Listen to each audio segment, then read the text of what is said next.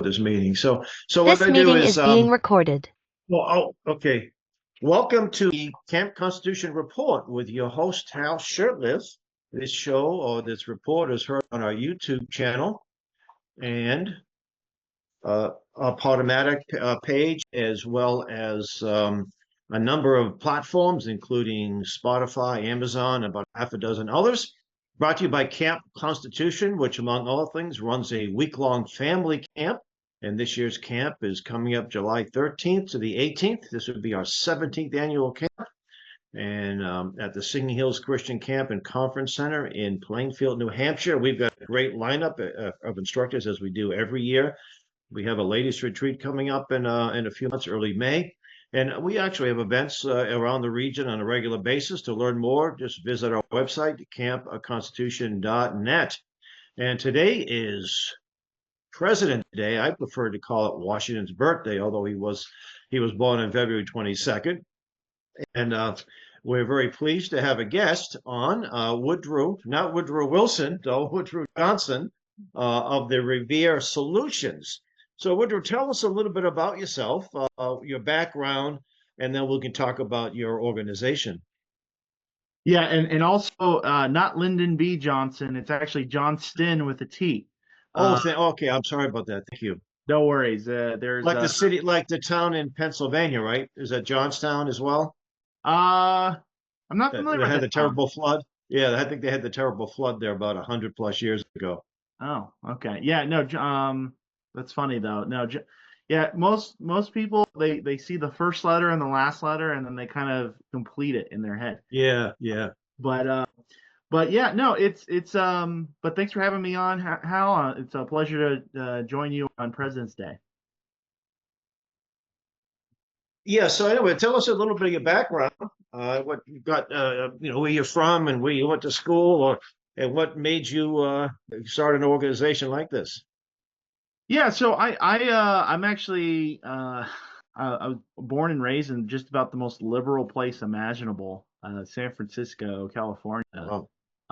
My mother immigrated here from the Philippines, and she came here legally, and she married an American. She's now an American citizen. She went through the whole process.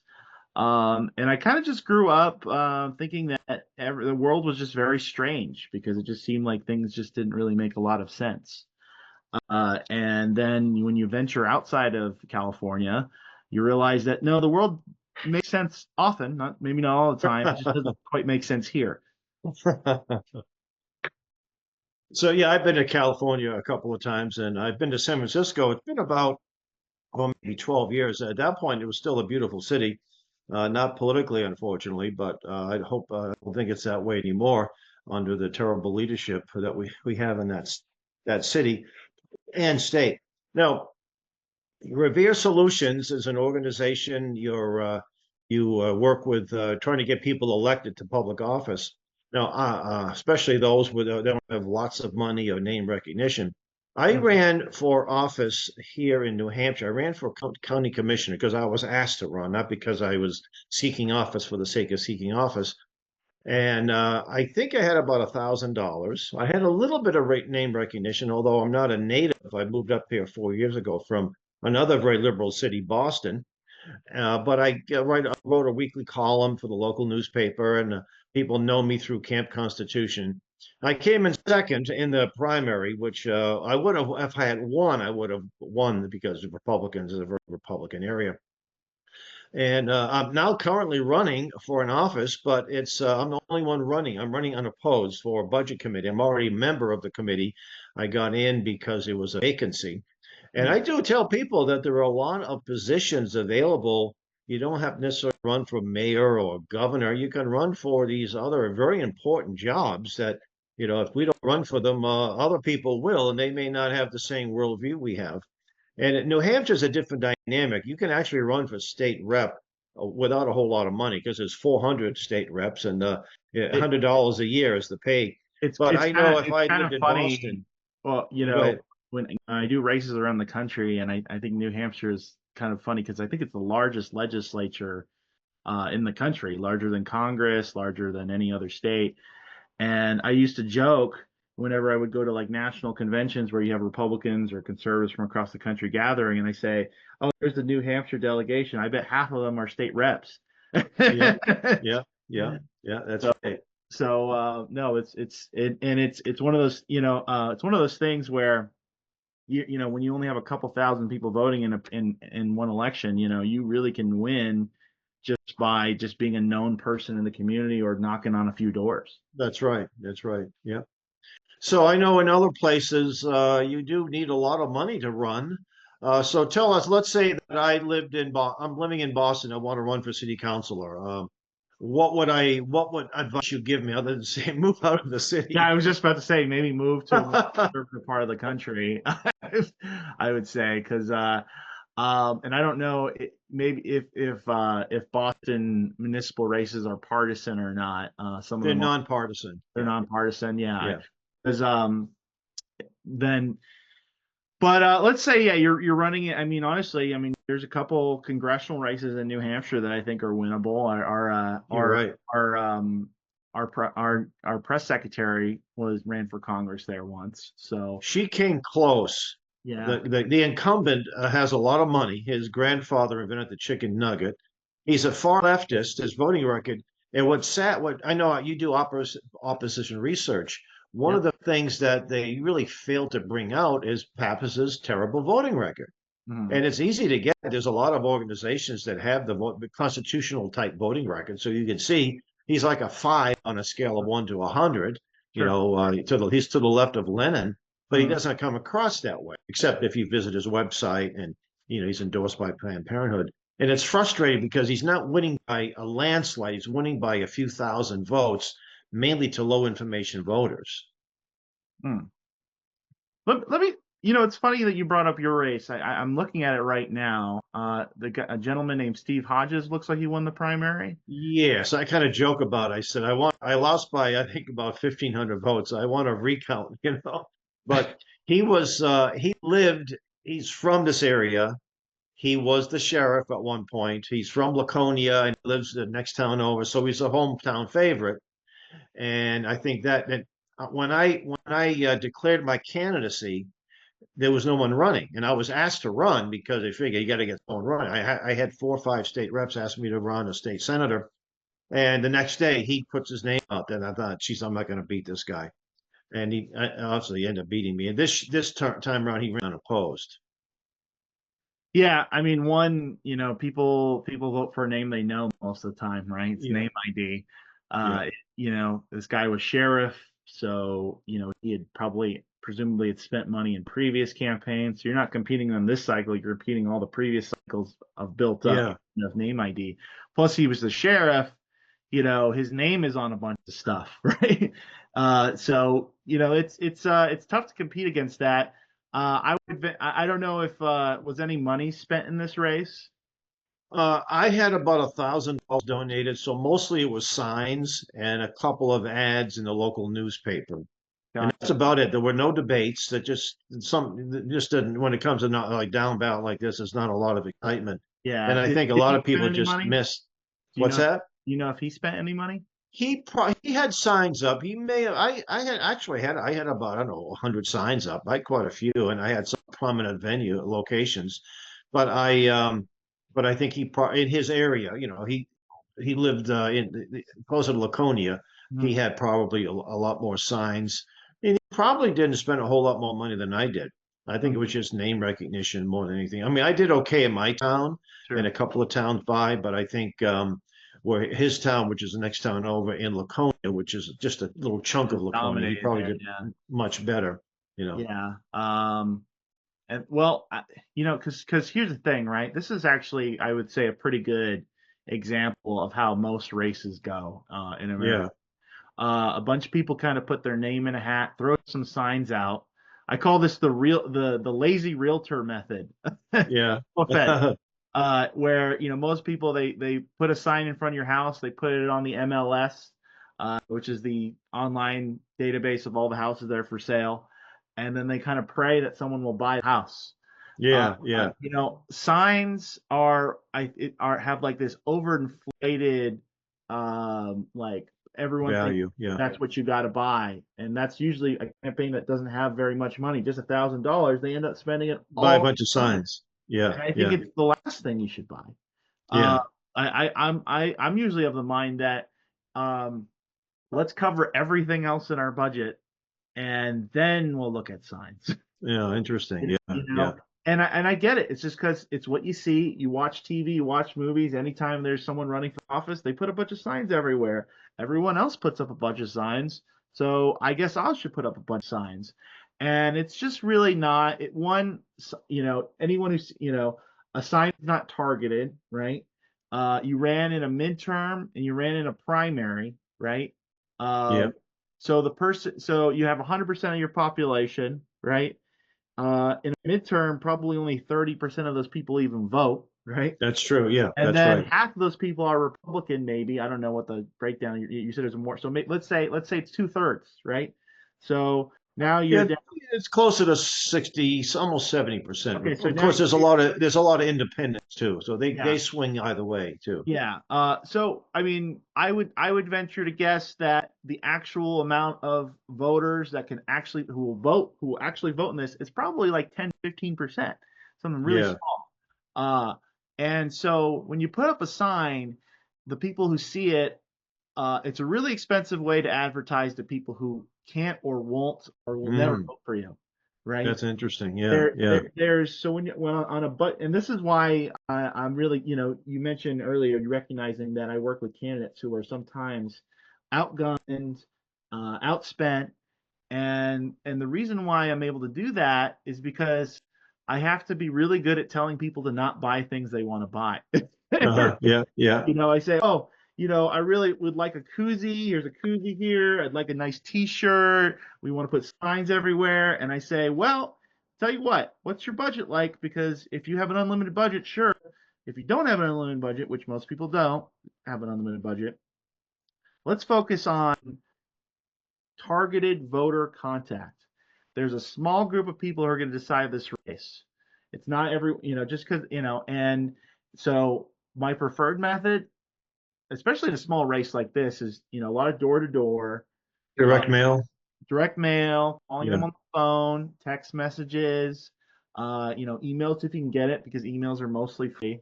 Mostly free when you have them as far as contacting them.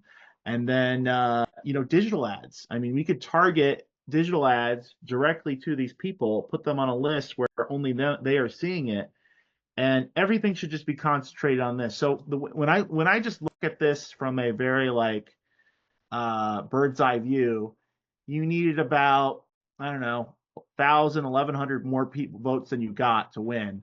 So I would have focused everything on just targeting those 1,200 people over and over and Mm. over again until they choke on it.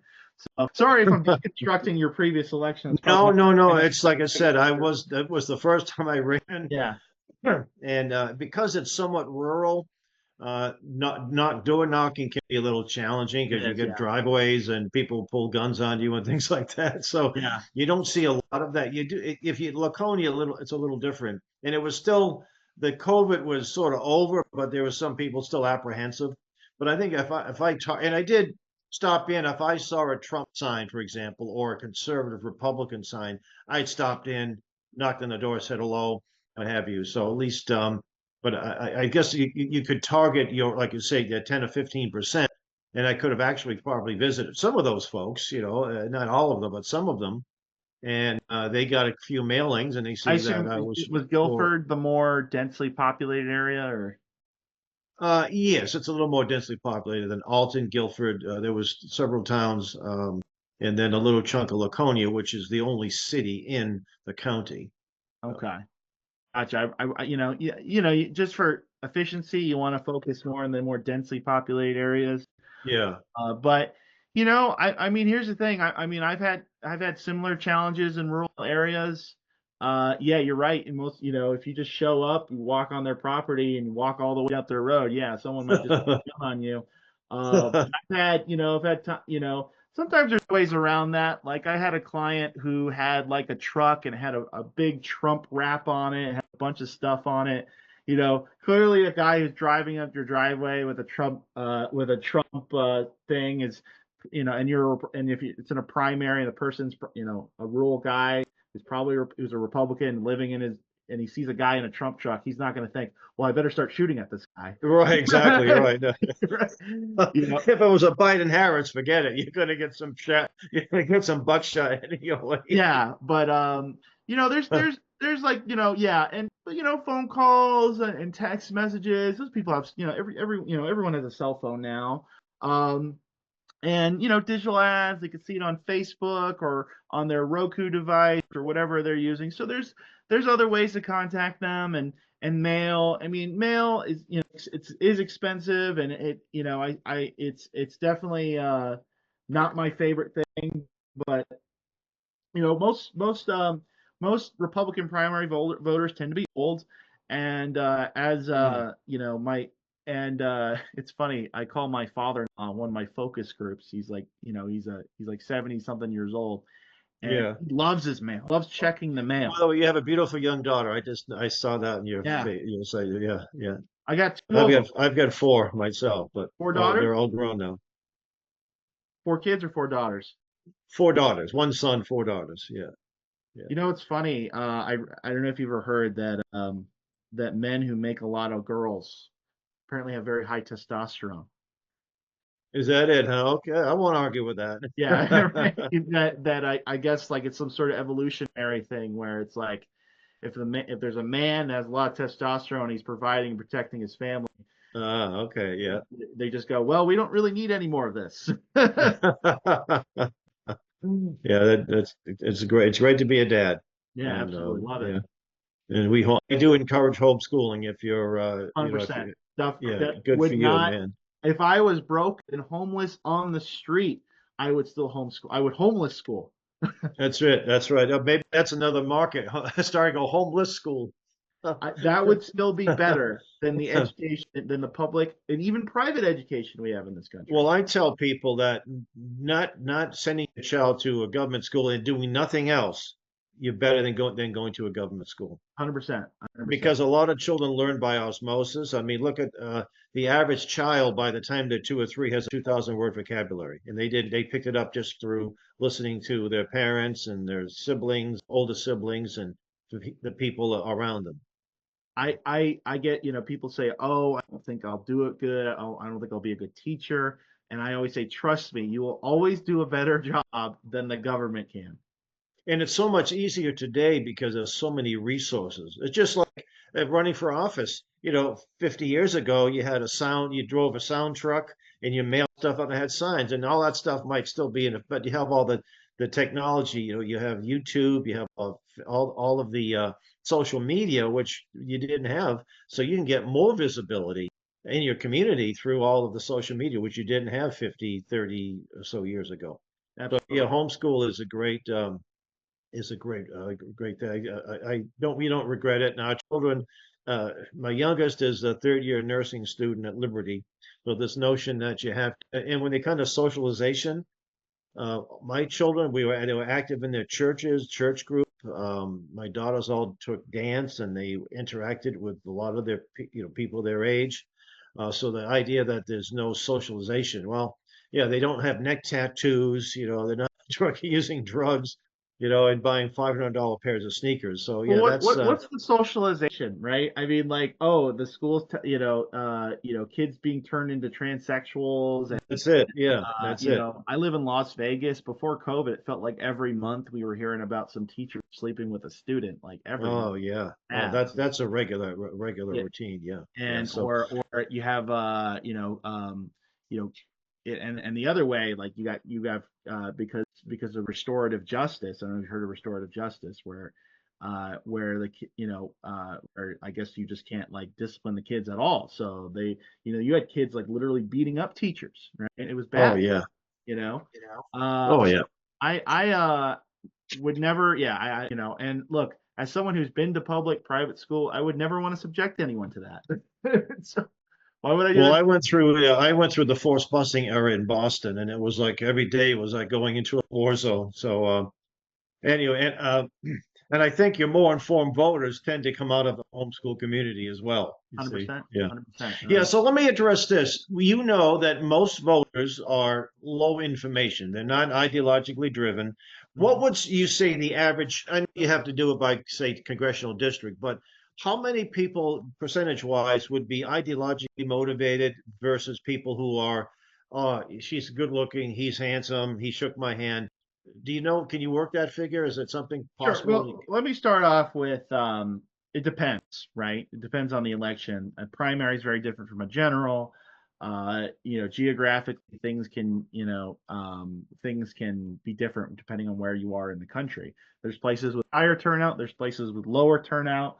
Uh, the people who turn out all the time are different than the people who turn out only during presidential years. So, um, you know, your typical person it's funny, you'll ask them if they vote every election, they'll say, of course I do, vote every election. And chances are they only vote every 4 years in a presidential general election, and that's it. And those are probably your lowest information voters. I haven't missed an election since 1980. I voted for Reagan. A few times I had to vote absentee, but I've never missed an election. Even if I looked at the election as a city, it was a city election, and it wasn't really the candidates I chose didn't have a hope. Yeah, I still voted, and I've always done that. And I've always encouraged my children are the same way. right. But a lot of people, you're right, they very seldom vote. Well, I mean, and you're unusual, and I say that in a positive way, right? I mean, you're one of the elites, the top 1% of people, I would Oh, say. interesting. Yeah. I mean, most and here's the thing, it's rational. Both I'm someone who also votes in every single election. But it's also I'm not going to say that people who choose not to vote are bad or stupid or anything. That's a rational decision in some ways, right? I would say your one individual vote usually doesn't make the difference. And the fact is, if you to make a truly informed decision, it really takes hours and hours of your time. So I would say the best thing for a person who's not like me and you, hyper obsessed with politics, is just listen to people like me and you who are hyper obsessed with politics, and just find someone you trust who's already doing this research. so so on who to vote for, right?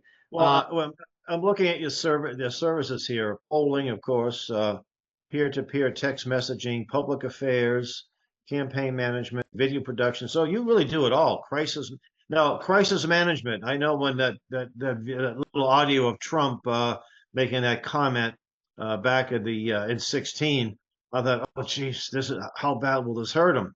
And that's when you have to go. That's an example of crisis management, right? You something like that, you gotta deal with it, right? Yeah, just like as a case study, it's actually he handled it, I think, pretty well. I mean, his answer and the answer of his press team was, it's locker room talk. I've heard Clinton say worse things on the golf course, and then Yeah, to do yeah. it next debate, he brings all the women who have accused Bill Clinton of rape or sexual abuse of some kind, and I That think was brilliant. That was actually brilliant when he did yeah. that. I think it was what's his name there, the War Room guy, Steve Bannon. I think that was his recommendation. Absolutely. No, and, Yeah, and look, I mean, who knows? I mean, the election was that close where, you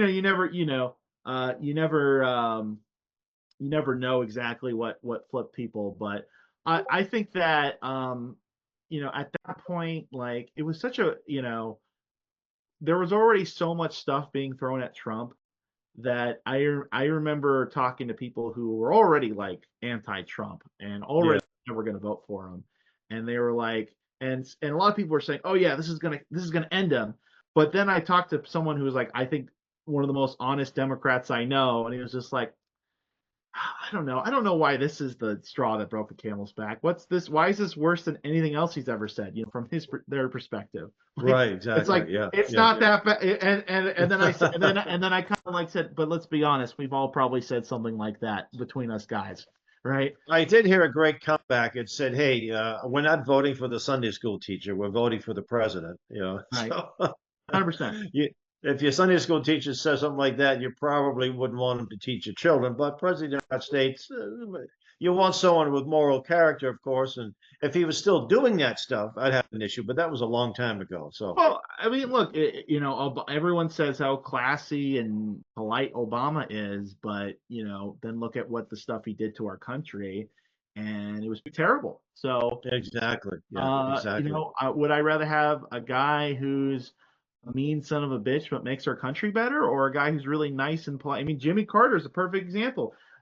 Everyone says what a great, nice person he is, what a good Christian he is, what a good, what a empathetic person he is. He ruined this country in a lot of ways. He was an unmitigated disaster, and people who knew him know that that was a bit of a facade, But he Yeah. had that. He was successful. Oh, he built houses. The last person you want coming out to your house building is a former president, because you have the Secret Service, you have all. Stay home. Speak on our behalf, but we don't need you out here hammering nails. Stay home. It's too much of a hassle. So we did a couple of photo ops. I remember when I was a young man, I was at a clean up the Boston Harbor Islands. I was involved in a group. We went on a boat. Michael Dukakis was on the boat with his son. Didn't even smile. He's on the island. And he's there with a trash bag. He picked up one thing. Helicopter takes him and leaves. That's all photo. I learned that. I think I was 13 years of age. I said, this guy is a phony. It's all photo op, nothing. But with Trump, he was brilliant. He did the McDonald. He took advantage every time they tried to trash him. He dresses up as a garbage man. He drives a garbage truck. He goes to McDonald's. It's brilliant. It was a brilliant. And I know that you need a candidate that will listen, because I was friends with the late Dr. Mildred Jefferson, and she ran for the U.S. Senate several times. And people will tell me that we love her, but she doesn't listen to anybody, you Mhm. know and she just, this is the way she's want to do it, and that's that. So you have to have a client that says, "Hey, look I'm at your mercy. I don't know how to get elected. I'm a great candidate. I love the Constitution. I think I'll do a good job, but I don't know how to." And so you have to find clients that are willing to take your advice, and you know, Yeah, I think that's true about really being successful in leadership in any capacity. yeah, It's the ability to listen. And yeah, an ideal client for me is someone who will listen to my advice. And but we don't always have to agree. And that's my advice to any of your listeners who decide to run for office and they hire a professional. Listen to your consultant, but it doesn't mean you have to do everything he says. And I think the key is, look, if your consultant's telling you to do something that your instincts tells you not to do, talk to him. Tell him, ask him yeah, why he thinks that way. I'm sure he has some experience that would indicate why he would tell you not to do that. Now, if he can't tell you why, or he just says, "Well, you should just listen to me," then I think you have a real problem, right? yeah, Now, they should be able to tell you why. Look, I've had clients who I've given advice and they tell me, I think we should do it this way, and we talk it out, and they've actually convinced me. You know what? Actually, now that you've given me this new information, you are absolutely right. We should do that instead. It happens, right? It's a yeah. collaborative process. Yeah, one of the things, of course, there's some ideological hot buttons that say, "Well, don't bring this up, don't bring that up." And who's the guy? He was an advisor to Clinton. He was also an advisor to Trump the first time around. Yeah, I remember what The you're talking name's about. on tip. He's on Newsmax every so often. He was really. I don't know where he's coming from. If he's pro-life, Dick but he's Morris. saying, "Huh?" Dick Dick, Morris. Yeah, thank you, yeah, Dick Morris. Yeah. yeah. So he was saying that, oh, it was a bad thing. Well, Trump already appointed the justices. So it's like you can't take that back. But he was saying it's going to hurt us. But he's of the opinion that every single woman in the world supports abortion up to 9 months. So I would have said, look, I am who this is how I'm going to run the campaign. And if some people don't like it, that's too bad. There are a lot of women who are pro-life. In fact, there are millions of pro-life women out there. And so I may not be the first thing on the people's mind, but I'm going to make sure people know where I stand. And a lot of times people even change the voting record because it feel like they have to do it or they won't get reelected, which I know is a challenge for people. You want to get your client elected at the same time. You don't want Sure. to produce a client who's not Well, a real person. Well, I mean, here's the thing, right? I think that there's like, especially amongst people who really follow politics, someone who, might watch your podcast, you know, is probably the kind of person who does a ton of research and looks into a lot of different issues. And most voters are not that way. They think Yeah. it's about, but people think, oh, people look at different issues and they look at all the different issues and see who they align with the most. And it's not about having all the right answers to all the questions. It's about the question itself, right? The question that is likely to flip, the hot button issue. So if you're running for like a local, like a congressional office, or usually the issue that you just know your data tells you voters are talking about, that's the issue you want to hit, right? Um, I had a client who ran for office in it was in 22, and he wanted to run off of that his opponent supported uh, not limiting the governor's emergency powers during COVID, and it was a really important issue to him, and it's why he ran, because he felt like, but at the time, COVID, it was in a red state.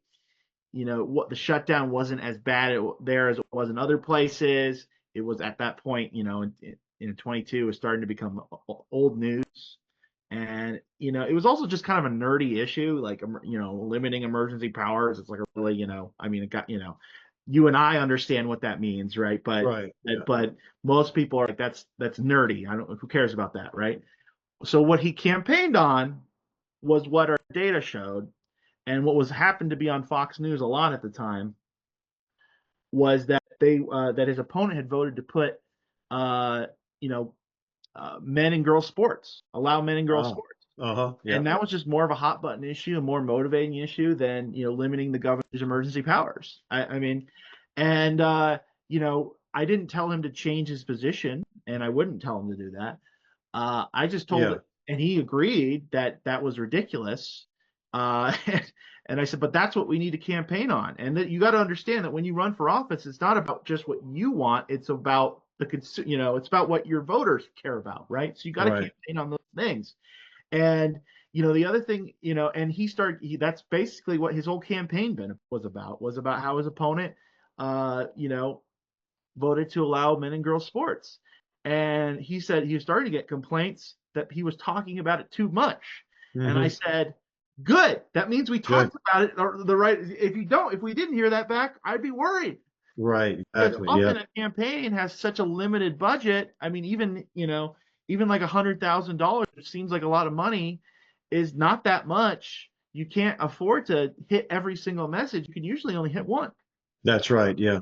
Well, how successful, just how many people have you worked with versus how many people get elected? Well, I mean, that's hard to answer because I work with candidates in all different capacities. I mean, I have Yeah. clients Oh, I who see. Yeah. Yeah. literally hire me to do one thing, right? Oh, okay. Yeah. Yeah. you know so I would say, if I'm if we're managing the process, right, where we're their lead consultant, and we help them get to completion. Um and, and and keep in mind, that's a small part of my business. Most of my business is the vendor side. I always feel like vendor side is really my business, and the general consulting is kind of my hobby. Right. Um but I would say, in a primary, my win rate's probably closer to 75, 80%, right?